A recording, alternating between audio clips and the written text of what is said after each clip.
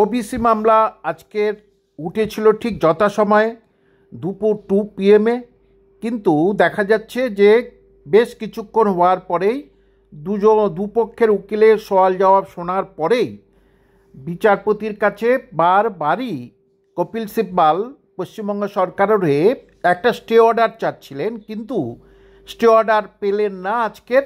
এবং বিচারপতি গাভাই, মাননীয় বিচারপতি গাভাই একটা সুন্দর কথা ওখানে বলেছেন যে এই যে রিজার্ভেশন কোনো সময়ে কোনো ধর্মের ভিত্তিতে কিন্তু রিজার্ভেশন করা ঠিকই নয়। এটা যখন বিপক্ষ উকিল যখন বলছিলেন তখনই কিন্তু এই কথাটা ইনি বললেন।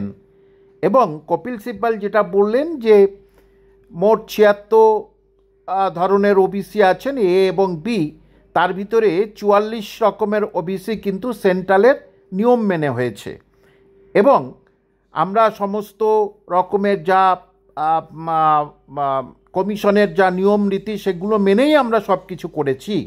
এদিকে বিপক্ষ যে অ্যাডভোকেট ছিলেন তিনি পরিষ্কার করে বলছেন যে একেবারে কমিশনের নিয়ম নীতি, রিজার্ভেশন কমিশনের নিয়ম নীতি না মেনে বাইপাস করে চলে গেছে। এবং পরিষ্কার করে বলছেন যে মমতা ব্যানার্জি এটা ধর্মের ভিত্তিতে করেছেন। তখনই কিন্তু বিচারপতি এই অবজারভেশনটা দিলেন যে যে কোনো রকমের রিজার্ভেশন সেটা ধর্মের ভিত্তিতে হওয়া ঠিকই নয়। যাকে আজকের কপিল সিব্বাল কিন্তু খুব প্রচুর ফাইট করেছিল এবং প্রচুর ফাইট করেছে কপিল সিব্বাল এবং আরও একজন সিনিয়র অ্যাডভোকেট বারবারই স্টের জন্য বলেছেন, কিন্তু বিচারপতিদ্বয় কিন্তু স্টের দিকে কোনো নজরই দিলেন না।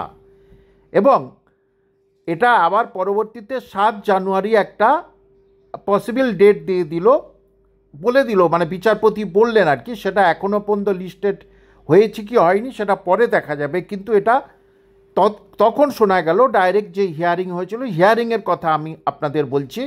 এবং এই সওয়াল জবাব বেশ খুব জোর হয়েছে এবং দুই পক্ষের মধ্যেই হয়েছে। সেখানে সব কিছু শোনার পরেই মাননীয় বিচারপতি আজকের কোনো রকমের স্টে দিলেন না। এবং এতে রাজ্য সরকারের আরও বেশি বিপদ বাড়ল, অর্থাৎ রাজ্য সরকারের আরও বেশি মাথা চুলকাতে হবে। কারণ যে ওবিসি সম্প্রদায় তারা বিভিন্ন রকমের যে সুযোগ সুবিধা পেয়ে আসছে সেই সুযোগ সুবিধা কিন্তু আর পাবে না। সুতরাং শুধু যে পড়ুয়াদের হলো তা নয়, যারা চাকরি প্রার্থী তাদের ক্ষেত্রেও কপালে ভাঁজ দেখা দিল। কারণ এই রিজার্ভেশন করা ওবিসি এ এবং ওবিসি বি কেস না মিটলেই কিন্তু চাকরির পরীক্ষা থেকে শুরু করে ভর্তি এই সমস্ত জায়গায় কিন্তু খুব সমস্যা দেখা দেবে রাজ্যের। যারা পড়ুয়া, কলেজ পড়ুয়া বা স্কুলে যারা বিভিন্ন রকমের বা কলেজে যারা বিভিন্ন রকমের ওবিসি সার্টিফিকেট ওবিসি কোটার মধ্যে আসার পরেই তারা বিভিন্ন যে সুযোগ সুবিধা পায় সেটা থেকেই তারা কিন্তু বঞ্চিত হবে। আবার দেখা যাক 7 জানুয়ারি কেমন ধরনের কি হিয়ারিং হয় বা কি ফাইনাল রায় দেয়। তবে যে অবজারভেশন দেখলাম প্রধান বিচারপতি, তাতে কিন্তু প্রধান বিচারপতি কিন্তু সন্তুষ্ট নয় কপিল সিব্বালের যে সওয়াল জবাবে, কিন্তু একেবারে সন্তুষ্ট নয়।